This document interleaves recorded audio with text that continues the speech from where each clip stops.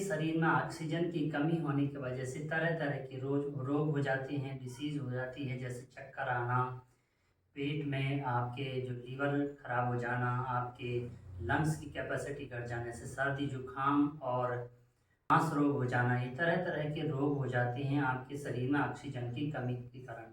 और बहुत सारे रोग होते हैं ऑक्सीजन की कमी के कारण। तो इस तरह से आपने देखा होगा कि हॉस्पिटल में ऑक्सीजन लेवल चेक करने के लिए आपके फिंगर में एक मशीन लगा देते हैं, जिससे पता चलता है कि आपके शरीर में कितनी ऑक्सीजन है। तो हमारे शरीर में ऑक्सीजन के लेवल 96 से 98 के बीच रहना चाहिए। यदि इससे कम होता है तो अनेक प्रकार की डिसीज़ होने लगती है।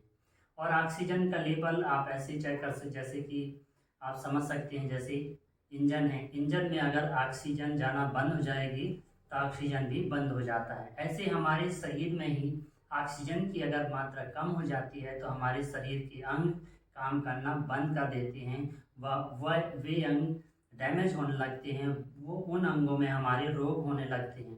तो ऑक्सीजन का लेवल ज़्यादा से ज़्यादा हमारे बने रहे, और इससे क्या होगा कि आपके ब्लड सर्कुलेशन अच्छे से होगा, और जो भी आप खाना खाते हैं वो आपकी ऊर्जा में बनता है, और प्रत्येक अंग तक, प्रत्येक सेल तक वो ऑक्सीजन के माध्यम से ऊर्जा शक्ति पहुंच जाएगी।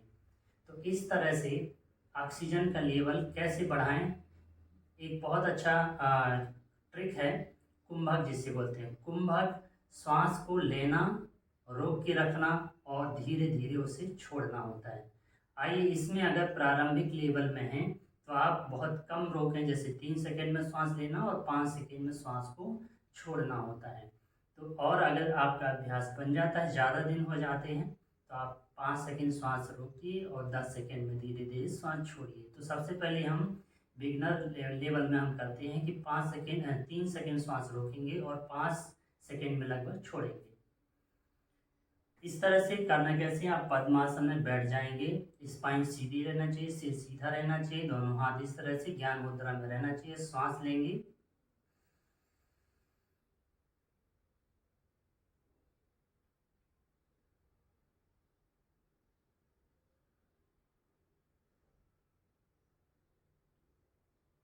अपने मन में काउंट करना है। श्वास लिया, काउंट किया 1 2 3, और धीरे धीरे श्वास छोड़ा 1 2 3 4 5।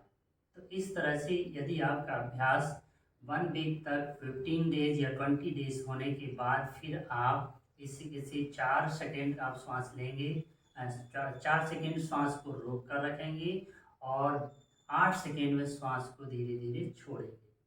इस तरह से आप बढ़ाते जाएं, फिर 5 करना, श्वास रोकना, और इसके बाद फिर 10 सेकेंड में श्वास को छोड़ना। जैसे जैसे जैसे अभ्यास करते जाएंगे वैसे आपका लेवल बढ़ता जाएगा। जैसे मेरा अभ्यास है 1.5 मिनट तक, लगभग 1 मिनट 30 सेकेंड तक श्वास को रोक के रखना।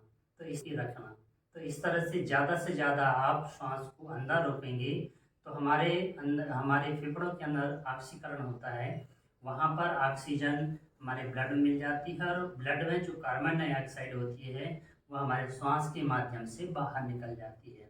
तो ज़्यादा से ज़्यादा हमारे शरीर में टॉक्सिन्स बाहर निकलेंगे, उस कार्बन डाइऑक्साइड के माध्यम से टॉक्सिन्स बाहर निकल जाएंगे और हमारे अंदर ऑक्सीजन, एनर्जी, ऊर्जा आएगी, जिससे हमारा शरीर स्वस्थ और प्रसन्न और बलिष्ठ और हष्ट पुष्ट रहेगा। हमारे अंग प्रत्यंग हष्ट पुष्ट और बलिष्ठ होंगे। तो इस तरह से आप धीरे धीरे अपने ऑक्सीजन का लेवल बढ़ाते जाना है और अपने आप को स्वस्थ रखना है। तो इस तरह से आप धीरे धीरे अभ्यास करेंगे तो निश्चित रूप से आपके शरीर में ऑक्सीजन का लेवल बढ़ेगा और आपके शरीर में ऊर्जा आएगी, एनर्जी आएगी, डिसीज दूर होंगे, टॉक्सिन्स बाहर हो जाएंगे।